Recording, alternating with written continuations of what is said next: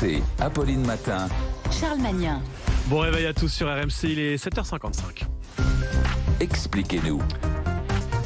Expliquez-nous avec Rémi Inc. ce matin. Bonjour Rémi, l'ancien patron du Louvre, Jean-Luc Martinez, a été mis en examen mercredi soir, mis en examen pour blanchiment et complicité d'escroquerie en bande organisée. Alors Rémi, qu'est-ce qu'on lui reproche ? De possiblement baigner dans une vaste affaire de trafic d'antiquités, un scénario à la Indiana Jones. Tout part en 2016 avec cet achat par le Louvre Abu Dhabi de plusieurs antiquités égyptiennes pour plusieurs dizaines de millions d'euros. Parmi ces antiquités, notamment une stèle en granit rose gravée, frappée du sceau royal de Toutankhamon.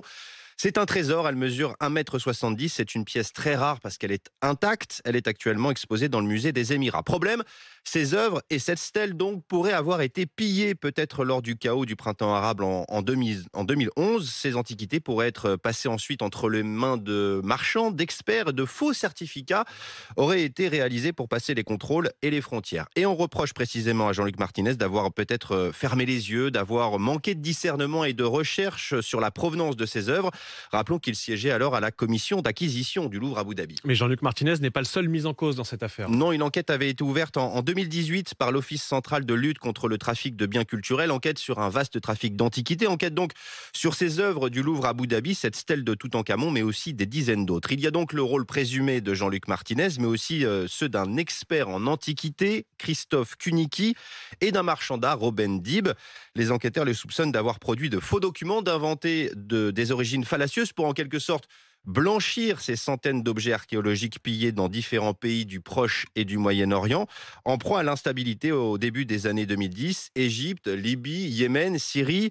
Vous le sentez monter le scénario à la Indiana Jones. Ces œuvres étaient vendues notamment au musée Met de New York et au Louvre, donc à Abu Dhabi. Et d'ailleurs, ce musée de New York s'est déjà fait avoir. Oui, ce Christophe Kunicki, en 2017, est impliqué dans la vente d'un sarcophage doré, une antiquité égyptienne, pour 3,5 millions d'euros au Met, le musée new-yorkais. L'expert en antiquité avait alors garanti, document à l'appui, que le sarcophage avait quitté le pays en toute légalité en 1971.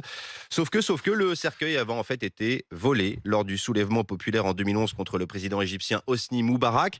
Découverte après une enquête internationale lancée par les autorités américaines, françaises, allemandes et égyptiennes, le cercueil avait finalement été restitué à l'Égypte en 2019. Et qui avait fourni les fausses licences d'exportation à Kunicki ? Robben Dib, évidemment. Aujourd'hui, le premier est mis en examen, le deuxième est en prison. Et c'est la même filière de marchands qui a proposé cette fameuse stèle de Toutankhamon en 2016 à la commission d'acquisition du Louvre Abu Dhabi. Oui, il reste à savoir quel rôle a pu jouer précisément Jean-Luc Martinez dans cette affaire. A-t-il voulu s'enrichir ? C'est la principale question. L'enquête le dira, mais on ne le décrit pas comme un homme d'argent. Il était par exemple capable de faire la queue comme tout le monde, de payer son ticket quand il visitait une expo à l'étranger. Ce qui lui est reproché relèverait plus d'un problème déontologique, une légèreté, mais pas forcément quelque chose qui relèverait du pénal. Et puis il n'est pas le seul dans ce comité d'achat du Louvre Abu Dhabi. D'autres directeurs de musées, d'autres experts décident tous ensemble. Jean-Luc Martinez est d'ailleurs libre aujourd'hui, placé sous contrôle judiciaire, et il conteste avec la plus grande fermeté sa mise en cause dans ce dossier.